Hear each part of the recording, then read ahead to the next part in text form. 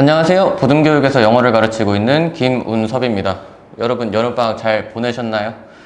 저희가 이번에는 단어 암기와 듣기 실력 향상에 대해서 문의를 많이 받았기 때문에 저희가 이번에 새로 어휘 듣기 반을 개설해서 여러분께 설명을 드리고자 합니다. 듣기 같은 경우는 굉장히 편차가 심한 영역입니다. 어떤 학생들은 듣기 정도는 쉽다, 혼자 할 수 있다. 또 어떤 학생들은 듣기가 어렵다라고 하는 의견이 분분한데요. 듣기는 결국 들려야 푸는 문제입니다. 우리가 안 들리기 때문에 못 푸는 거죠. 그럼 왜 안 들릴까라는 의문점이 생기게 됩니다. 보통 학생들은 듣기를 들을 때 모든 신경을 귀에 집중시킵니다. 하지만 귀는 그저 소리를 전달하는 전달 매체일 뿐입니다. 학생들은 소리에 너무 집중한 나머지 그 소리가 가진 의미를 받아들이는데 실패하게 됩니다. 학생들이 오랫동안 영어를 들었어도 잘 못 푸는 그런 경우죠. 듣기의 최종 목표는 결국에 뇌가 소리를 인지하는 것입니다. 그럼 의미를 파악하는 데 인지에 필요한 것은 단어, 어휘입니다. 단어의 뜻을 알아야 그 의미를 파악할 수가 있는데요. 우리가 모르는 팝송을 한번 처음 듣는다고 한번 가정해 봅시다. 처음엔 그냥 발음을 따라 할 수 있지만 그 가사가 가진 의미를 파악하기 힘듭니다. 듣기가 어려운 학생들이 바로 이 상태인데요. 자, 이제 가사집을 보고 듣는다고 가정해 봅시다. 그럼 훨씬 노래가 더 잘 들릴 겁니다. 왜냐면 우리 눈이 의미를 전달하게 되고 귀가 소리를 전달하기 때문에 뇌에서 그 의미와 소리가 합성이 일어납니다. 그렇기 때문에 훨씬 더 잘 들리는 건데요. 우리 학생들은 스크립트를 들고 듣기 평가를 진행할 수 없기 때문에 그 스크립트, 단어의 의미를 뇌에 저장하고 듣기 평가에 임해야 합니다. 이처럼 듣기와 어휘 암기는 뗄 수가 없는 관계죠. 그럼 어휘는 어떻게 암기해야 하는가? 라는 의문이 듭니다. 어휘 암기 또한 학생들마다 실력의 편차가 좀 큰 영역 중에 하나인데요.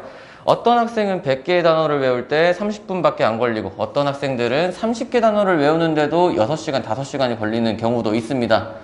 이 학생들의 실력 편차를 줄이기 위해서는 앞서 말씀드린 전자의 학생이 어떻게 외우는가를 생각해 볼 필요가 있습니다.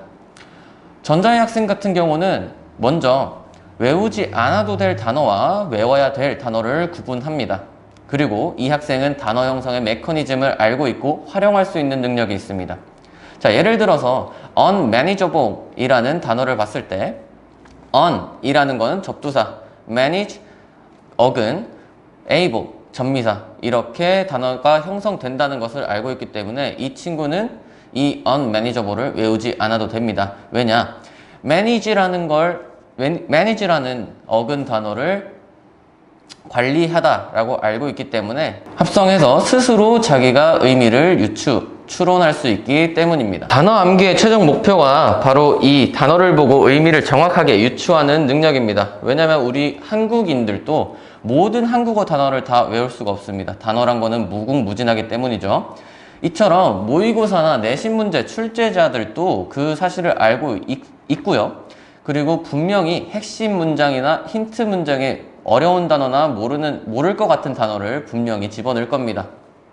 이때 우리 학생들은 모르는 단어라고 해서 넘어가게 된다면 독해가 어렵게 되고 그리고 그 의미를 추론해서 정답을 도출할 수 있는 과정을 놓치게 됩니다.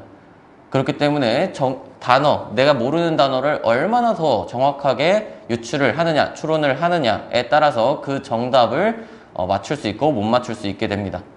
자, 우리는 이 과정을 위해서 단어 형성의 메커니즘을 알아야겠고요. 그리고 그 메커니즘을 자기가 스스로 습득하기 위해서는 단어에 대한 데이터베이스를 구축해야 합니다. 자, 예전에 unhappy라는 단어를 불행한이라고 외웠으니까 un은 반대 방향을 말하는 거구나.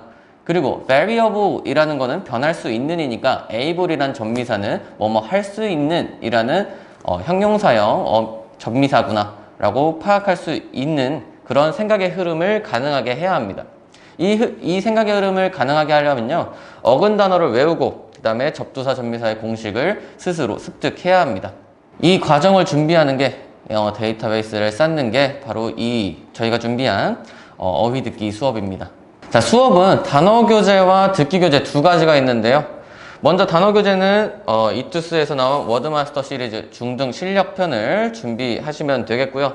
단어 중 어려운 단어나 외우기 힘든 단어를 어원이라든가 단어 형성 방법 등을 설명하면서 암기를 도울 건데요.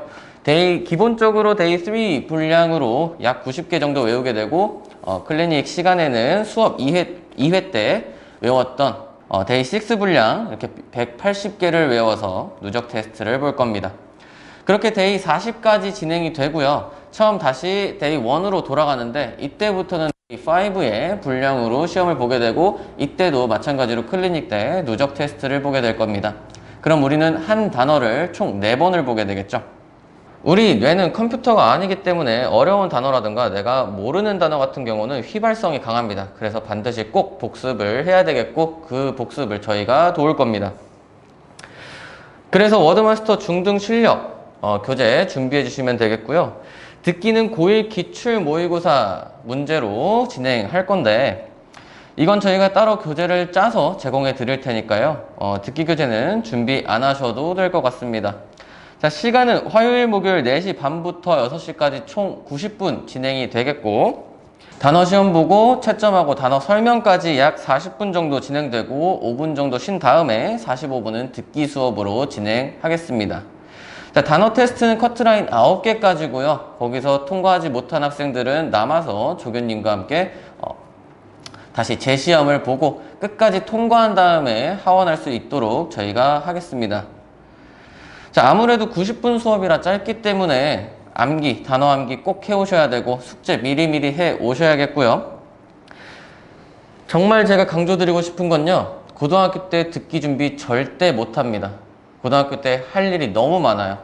내신도 그렇고 모의고사 준비도 그렇고 해야 될 게 너무 많아서 듣기는 중학교 때 끝내야 되겠고요. 어휘도 중학교 때 어느 정도 마스터한 다음에 내신 준비, 모의고사 준비까지 나아가서 대입까지 전략적으로 준비할 수 있을 테니까요.